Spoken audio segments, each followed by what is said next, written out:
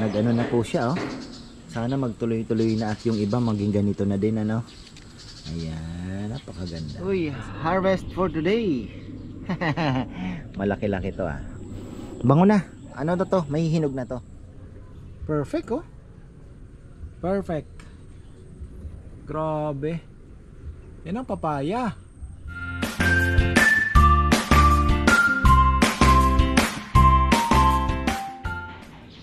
Uy, magandang buhay mga farmer. Ito na yung ating Hass avocado. Nag-ano na po siya, oh.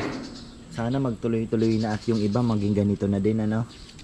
Ayan, napakaganda. Ito yung sinasabi ko na makita mong ganyan, talagang masisiyahan ka. Sana tuloy-tuloy. Tayo naman ay iikot saglit. Ito yung mga chiko natin, oh. May chiko tayo doon, namumulaklak na rin yung sa kabila. Ito yung inano ni Junjun,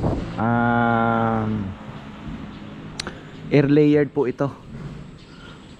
Baga pinasangan niya lang, na binalutan niya lang para umugat. Pero okay naman, tingnan nyo.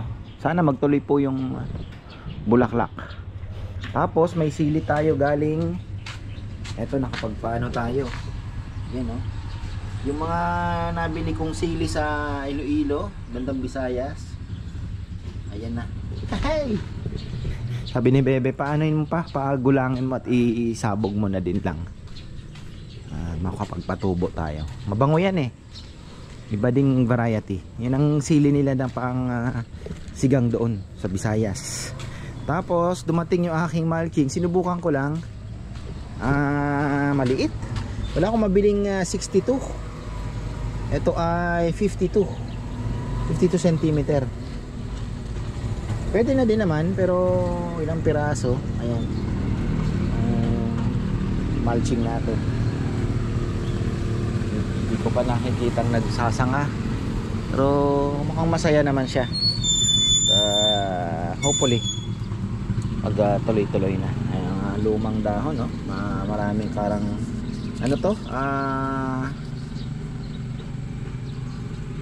kailangan maglabas yan ng ano, panaliliit. Tapos dumating na yung mga paso natin. Ayan, so dalawa dito, 6 doon sa taas sa view deck natin. Medyo marami pa po ang gagawin sa view deck, kaya sabi ko sana mga kahoy magagamit. Tama din yung desisyon ni Bebe na kahoy nang ilagay doon, kasi yung para magamit naman po yung kahoy, para hindi na tayo gagastos ng malaki sa ano, aesthetic pagdating, di ba? Tapos ito, yan, oh, naka ano na, dami nating ipapaso din ng mga halaman. Ito tayo sa MHS Farm, syempre. Bibili tayo doon ng ano bang balak bili ni Bebe? Pomegranate, Granada. Farmer Granada. Ako naman kiat-kiat din. Mga kiat-kiat kasi yan magandang ipaso, eh, yung kiat-kiat. So kiat-kiat. Then ano ba mga pwedeng ilagay lang po sa paso na ano. So ayun. Yun, Granada din. Tapos kiat-kiat. Tingnan natin. Mukhang kakapusin pa yan, yung anong yan. Pero hinay-hinay din lang. Baka masobrahan naman mga farmer. Ayan, ating orchids. Ayan, mga baka sabihin nyo hindi ko na pinakikita. Halos gabi-gabi ko po yan. Kagabi lang ako hindi nag-spray ng fish amino. Tapos ayun, minsan 15, 10, 10, 30 na ano. Pero very light lang po ang inilalagay ko. Tapos fungicide. Ayan, hindi sila nag-flower, wala pa tayong flower. Ayan, tingnan natin yung ano, pang pa-flower. Pero maganda naman, naglalabasan na po yung mga roots. Masaya naman yung mga roots natin. Problema natin, may kambing na pumapasok mga farmer. Kinain yung dahon ng avocado ko. Ayan, oh. May tinira, oh. Tingnan nyo, oh.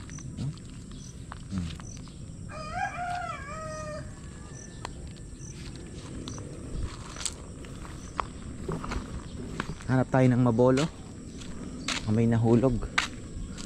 Ayan. Uy! Ito sabi ko na hindi ko na check eh. Kay Ate Mer na to. Yung may ilan ka ng piraso doon ate. Marami-rami na din. Sungkit-sungkit tayo. Pinipitik ko lang eh. Kita mo na eh. Ibang-iba na po yung kulay niya. Pagka ano na, hinog na. So, hanap tayo. Yan, hanap tayo. Marami na yan. Ang bango. Sa kamay ko lang. Sa taas mukhang ano na eh. Medyo marami. Papalalamove kasi ni Bebe yan. Going to Manila. Ito alam na alam mong hilaw pa. Kita nyo naman, diba? So pagka mas mapula na siya, ano na, mas mapula. Dito mukhang marami ah. Yun dun no, sa taas.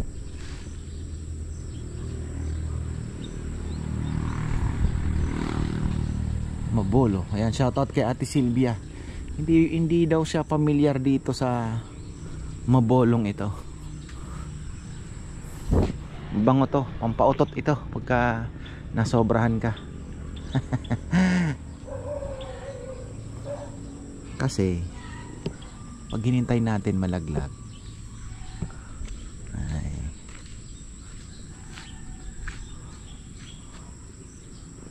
Daming bunga. Itong varieting to, hindi po to yung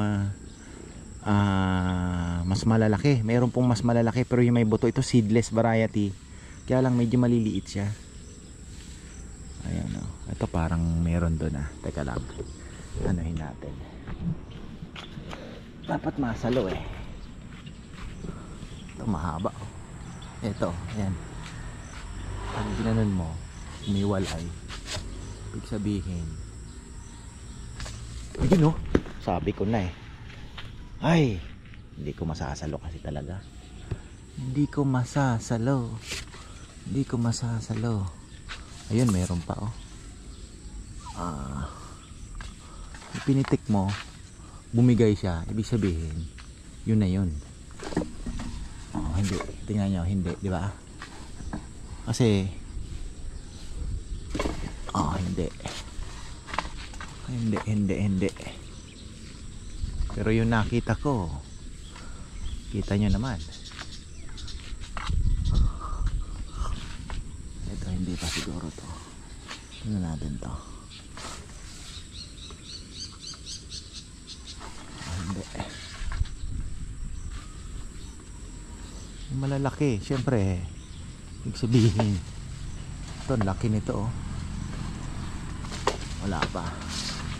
So, kapit na kapit pa yan. Hindi yan mahuhulog kung hindi po ready talaga. Nungkit lang tayo. Ito, mukhang ano na to. Are, are you ready? Ganun lang. Parang kinakalabit mo lang. Pero marami na eh. Marami na po eh. Ang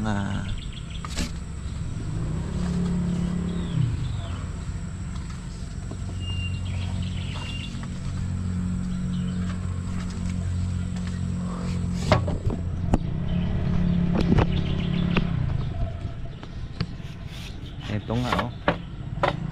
Ito eh. Ayan oh. Wala pa. Uy, harvest for today. Malaki-laki to ah. Bango na. Ano to? May hinog na to.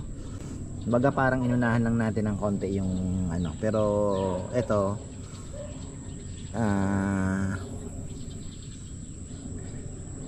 kasi minsan pag nahulog talagang overripe na. So ito sakto lang na pinitik ko lang, hindi naman natin pinersang anuhin to, pitasin. Kumbaga ganun mo ng konti, malalaglag na rin naman.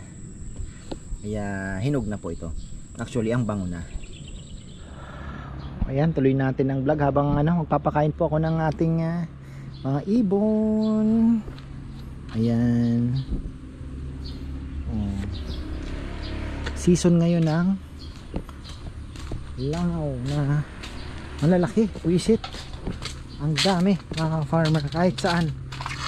So sabi nga ni na Jomar, kuya dami talaga ngayon kahit saan. Pero ayan, nagagawa natin ng paraan. Ayan, katatapos lang po natin sa lechon house. At ikot tayo ng konti.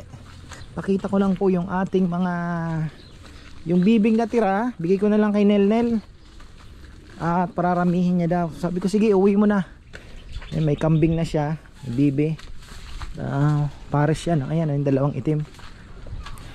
Pakita lang natin yung ating mga papaya. Nabawasan ko po ito nung ako po ay naggata. Grabe ang laki oh. The best in the west. Yan oh.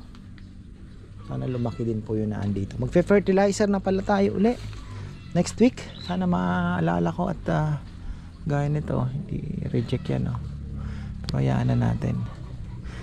Yung ibang ganito masipag. Meron naman tamad. Yun dun sa may duhat, tamad. Buti na lang may masipag. Ito masipag oh. Diba? Oh, ayan. Ito yung dalawa nating bibi. Oh, pares yan.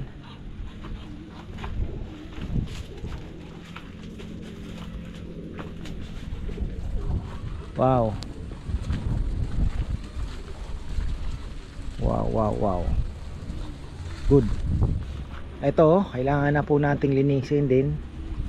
At yung avocado natin, hindi na natin nailipat. Ano kaya ang diskarte dito? Di ba na itsura niya oh?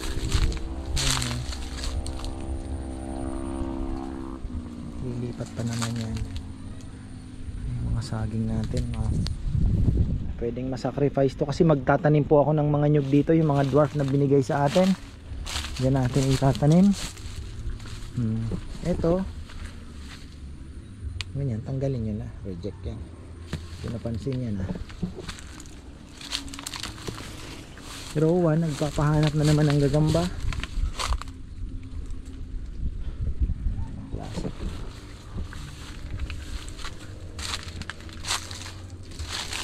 Masukal na naman. Okay pa rin kasi alam nyo, hindi po kami nawawala ng pinapatrabaho natin. Ay, ano yan, bulaklak?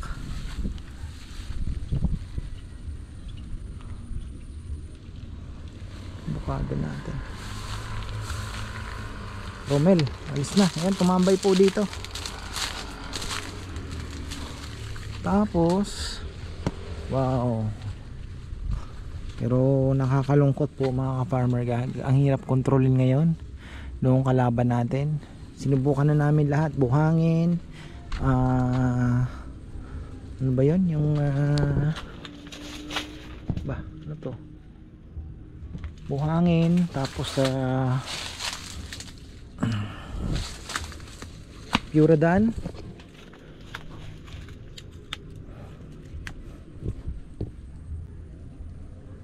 perfect oh, perfect, grabe, yan ang papaya, perfect.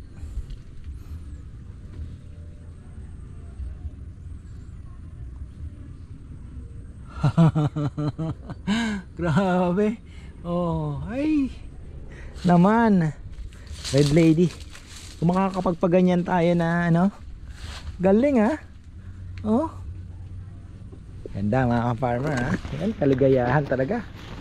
The best, the best. May bulaklak na yung ating chiko. Sana ayun oh, mabubuhay, mabubuo. Ayan, mga bagong dahon na to. Ayan. So marami tayong papaya. Shoutout pala kay Tito Charles Domingo at Tita Rose. Ayan, ito yung tamad na papaya. Oh, kita nyo naman, tamad po yan. Tapos silipin natin yung langka. Ang langka na galing pa sa tapat ng excelente. Wala talaga. Pruning na naman kaya tayo. Pruning lang natin ang i-pruning, ano. Wala. Lalaki, puro lalaki. Mahaba ito, baka babae ito. Baka ito po ay babae. Hindi, may pollen din. May pollen. So ito may lalaki pa, oh. Tingnan nyo. Yung dati ay wala na naman. Ano kaya, mag-trim na naman tayo. Lalaki. Wala pa rin po. Wala pa rin. Ang magulat na lang tayo. Di mo chine-check, ano? Makita na lang po natin eh. May ano na, bunga. Well. Tingnan nyo ang ano. Ito yung sinasabi ko. Paano makakapasok dito yung truck. Paatras doon. Nilinisin natin. Makatras doon. Tambak. Tingnan nyo, may lalaking papaya. Tumubo lang po ito, hindi po ito tinanim. Ayan o, yan ang lalaki. Sa mga hindi pa po nakakaalam, pero marami naman nakakaalam yan. Ito po ang lalaking papaya. Ayan, kita nyo, ito yung bulaklak. Huwag nyo na pong panghinayangan yan. Yan po ay talagang lalaki. Ayan o. Kaya hindi po talaga ina-advise ang magtanim galing sa buto unless binili nyo po yung buto na certified. Sa Shopee marami. Sa mga hindi po nakakabili ng seedling, nahihirapan, pwede po kayong umorder sa Shopee ng seedling, seeds. Tapos i-ano nyo na lang, i-plot nyo na lang sa maliit na seedling bag. May mga nabibili din po sa Shopee. And then isa-isa patubuin nyo na lang doon. Hintayin nyo hanggang lumaki. Yun po, certified yun. Pero ito yung galing sa buto, tingnan nyo, mga ligaw-ligaw lang, oh. Lalaki.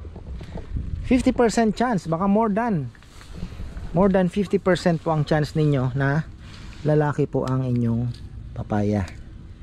Yan ang kaibahan ng sa buto lang. O syempre tayo naman bilang isang yung iba yung parang nakita nyo, ang laki ng anong tanim natin yung buto. Ganun din ako dati, hindi ko pa po natututunan yung mga yan. Pero ngayong natutunan ko ay wag na, 'di ba? Ito yung ating makopa. Pero hayaan lang muna natin yan dyan. Ito namang mga papaya ay ano naman to, hindi naman po permanent. Lapit na tayong magka puso. Palatandaan, pag ang saging nyo ay puso na yung susunod na lalabas, pag maikli na po yung dahon. Pag maikli na yung dahon, maliit na, punggok na yung dahon maliit, susunod ng puso na. Ayan po yung ano, abangan natin yan, ipapakita ko din po sa inyo. Yan, wala pa yan, ano pa, oh, mahaba pa. So hindi pa puso ang kasunod. Ayan, oh, mahaba pa. Ayun po, hanggang ganyan lang sa kalahatian. Buo na yung ano niya, buo na yung dahon niya, hanggang dyan sa kalahatian, maliit. Susunod nun puso na. Yan yung dami palang lilinisin dito. Marami ang lilinisin. Sabi ni Kongkong puro latundan daw po, isa lang ang hindi. Pero ang tataba po ng ating saging, ayan, matataba, oh. Magaganda ang katawan. May mga suhi na yan, kaya pwede na rin kuhanan. Papakain na tayo ng kalapate. Umikot lang ako at para may mai-upload man lang tayo. May saba pala tayo dito, oh. Ayun, kinuhanan ng puso ni Kongkong nung isang araw, ano. Ayan. Uy, oh, ito yung sinasabi ni Kongkong na saging na yung kulay green na ginagawang ketchup. Ano bang tawag ni Kongkong dyan?